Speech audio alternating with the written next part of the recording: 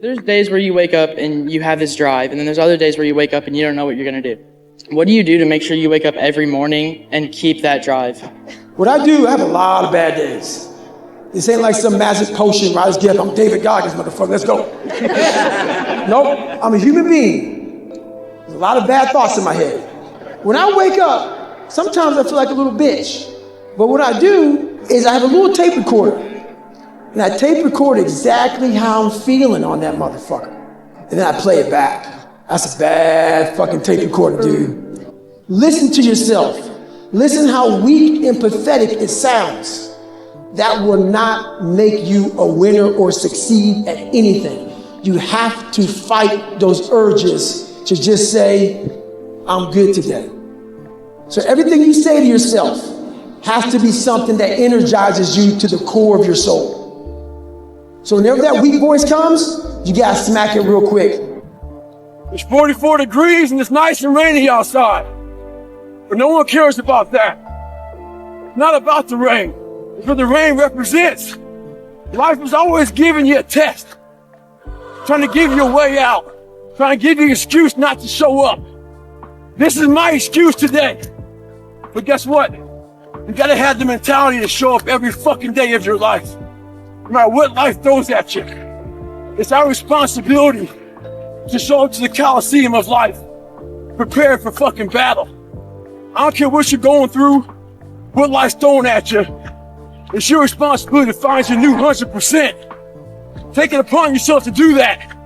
Stay hard. A lot of us are going through a hard time in life. Some people have been bullied. Some people are just stressed out. Some people are insecure. Some people are fat and overweight. And the world puts a lot of this shit in your mind. It's not just you. Yeah, you help it. And my whole thing is about, I had to develop a mindset that was indestructible. I had to armor plate my mind. And it's about what you're saying to yourself, but it also comes with work. So whenever I was getting beat down, physically, mentally, spiritually, whatever I was going through, just saying, I would put, you can't hurt me. Can't hurt me just became a message I would say to myself. And that's just kind of where it comes from. Let me teach you the real life, how it really is. The reason why you're a loser, and the reason why you're not fucking making it, I go to all these fucking conventions, speak all the fucking time.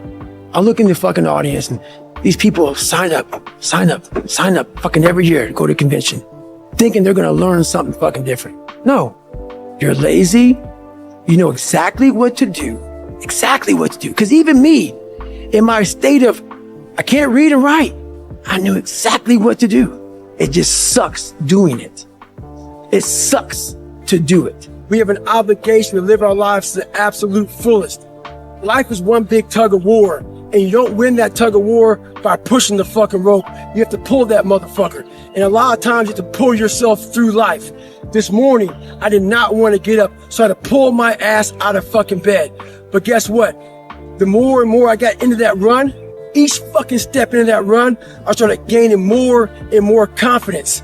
But to gain that fucking confidence, you have to fucking be willing to pull yourself out of bed, pull yourself out of a funk, pull yourself out of whatever the fuck life is throwing at you to gain that confidence. By the fucking time the run was over, I was like, fuck you, motherfucker. I once again beat your ass. You gotta be willing to find the confidence. Stay in the fight, stay in the war, stay in the battle, armor your mind. It sucks to wake up every morning of your life and say, God, man, I'm not smart. So guess what I gotta do? I gotta study the same shit that I got one of the highest scores in the nation on, and do it again. It's not just there. It's not just there permanently for me. How do I keep from quitting? Well, just so you know, man, there's a start line to quitting. And usually that start line, it starts when people show up to any endeavor being out of shape, not in the best shape of their lives. Have you ever seen a fighter and the guy that he's fighting is in real good shape, another person looks gassed? He only has one thought in his mind, and that's quitting. That's all he has. Being out of shape, it limits all of your fucking options. So showing up to any endeavor in the best shape of your life, what that does is it opens up all of your fucking options.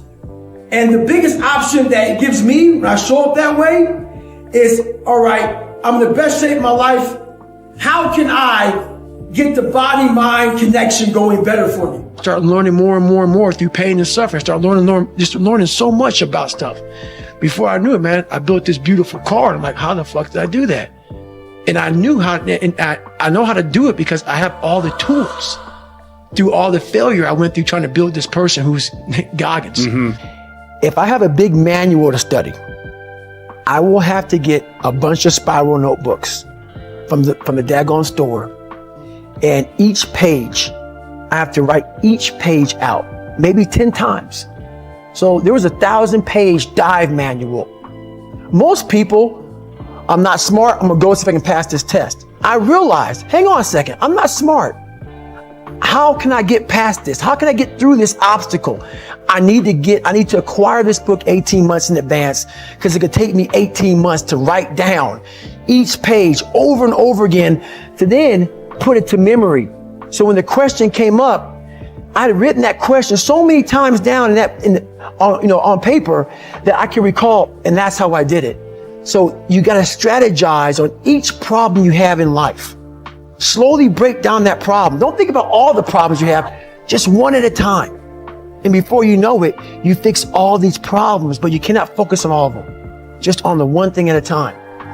Whenever I take these tests that are real hard, in the back of my brain, it's like, there's a good chance you're not gonna make it, Goggins. This ain't you, bro. This ain't you. You weren't born like this. This ain't you, the real you, bro. Study all you want to, but the second that fucking computer comes on with 150 questions, this ain't you, man. And somehow, comes back, I passed. Passed again. But that real me back here every fucking time is saying, that ain't you, bro. That ain't you. And I have to outwork that voice. When I'm taking that test and I get to a question I don't fucking know the answer, I'm like, fuck, man. And then says, I told you, man, that ain't you. You're 300 pounds, man. You sit at home, you figure out how to do your hair. That's what you do. How to come to school with the reverse baldness when you're 16. That's you. Anybody that follows me knows one thing. I should be a fat guy. So I get all these fucking emails about how people want to lose weight. I want to lose 50 pounds, Goggins, in 3 months. How do I do it? My response to them is, what have you done so far? I know the answer. The answer is nothing. I know you didn't wake up one morning and decide to fucking damn email me to see what you could do. You woke up for days and weeks and months. Not like what you saw in the mirror. Going out for a little run. Feeling your fucking damn fat. Jiggling shit. If you want something, everything out there is free to you. Google the motherfucker. My diet was breakfast run, lunch run, fucking dinner run, snack run. Stay hard. People don't know how to turn their minds on. People don't know about this boats and logs, why I say it, why I start yelling. I'm trying to activate something. I'm trying to activate passion, want, hunger, the dog, the savage. That motherfucker is falling asleep. When I show up knowing I'm in great shape, I can wake that savage beast up. You gotta learn yourself, know how to wake yourself up. But if you don't show up in the best shape of your life, your mind is worthless to you, so your savage is fucking dead.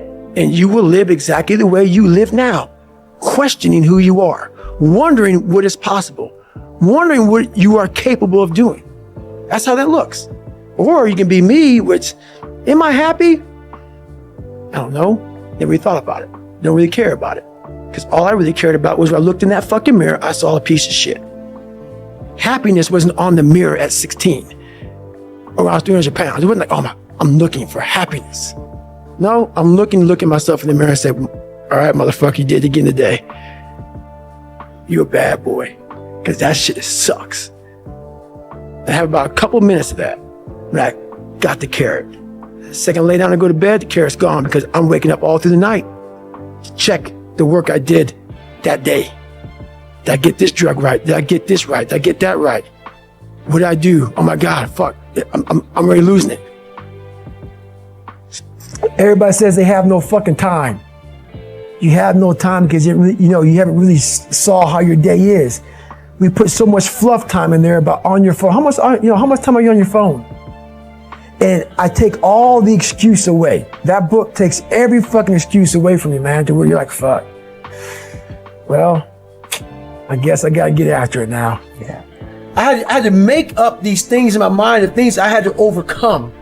And I started callousing my mind through a process, and it basically started with working out. Mm-hmm. It started with working out. It started with doing, like, if it started raining outside, for instance, my mind would say, fuck that, man, I don't want to go run.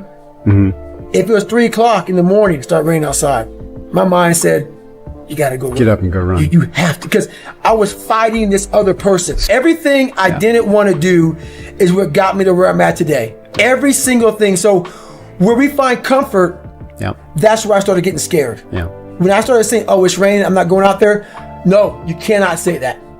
You cannot do that. You have got to do this. So whatever my brain thought, I did the opposite. Mm-hmm. Wherever the comfort was, I went the opposite direction.